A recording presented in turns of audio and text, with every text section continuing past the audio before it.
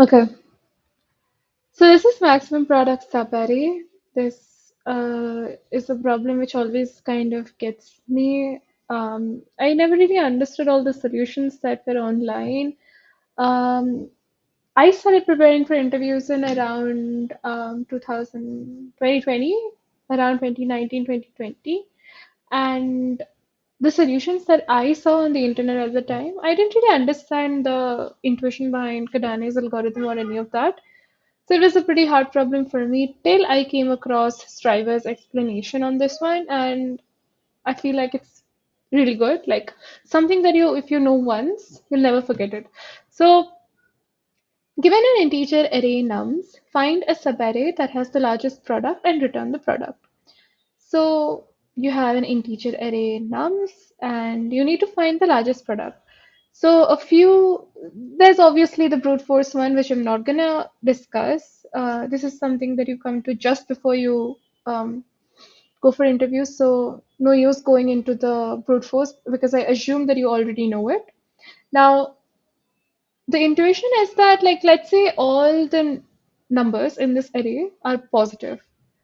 In that case, the sub-array, not subsequence, sub-array, that it needs to be continuous, it cannot have gaps in between. That if everything is positive, then multiplication of all the elements is going to be your maximum product. Now, if there was a negative element, then that would make it negative, right? So you'll have to like the part without the negative one might be or might not be the minimum. So that those are a few like let's say we have -2, right? So the max will be either 6 or 4, like the prefix of this or the suffix. And here, whenever there's a 0, right, the whole subarray becomes a 0. So that is not something we want. We'll obviously want like a -2 or a -1 or that itself, like 0 itself. Because if at any point the suffix or prefix becomes 0, we let it be 0. And if there are like even number of, you know,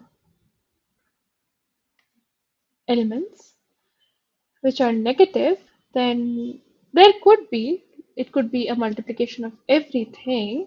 But if you multiply everything, it becomes 0 because you need a sub-array, not a like a subsequence. So that is something that needs to be taken care of when you're doing this. It's for each array, you need to like check the prefix as well as the suffix. So for 2, let's say if we start with 1, this whole thing is the like something like let's say 1 is the prefix and everything is the suffix. So when you calculate, it'll be like 1 into 2, which becomes 2, and 2 multiplied by so suffix is this. So just try all the prefixes like 2 and then like so first it's 2, then it's 6, then it's minus 12, then it's minus 48. That just goes down. So you just get the max was 6, right? And now you go from the back. So 4 minus 8 minus 6. So 4 minus 8 minus 24 and then is 48 again. So what you need to see is all of the suffixes, not just for one element. You need to see all of the suffixes and all of the prefix subarrays products, and you need to just get the max of all of them. So at any point, it's either the prefix or the suffix that's going to give you the maximum product. And because it's continuous, it needs to be in order. You can't really break it at any point.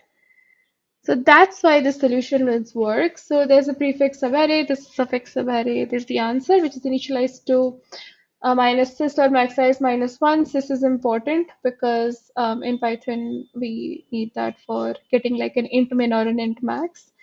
And it's the length of the nums array. So for each index in the range of the length of nums, if so, this is the case where you deal with zero. That is, whenever there's a zero, of course you have to, start again, right? Like because now the maximum is zero. So if it is zero, this already captured it, right? Like it got the max of zero. Now you need to, start from one again.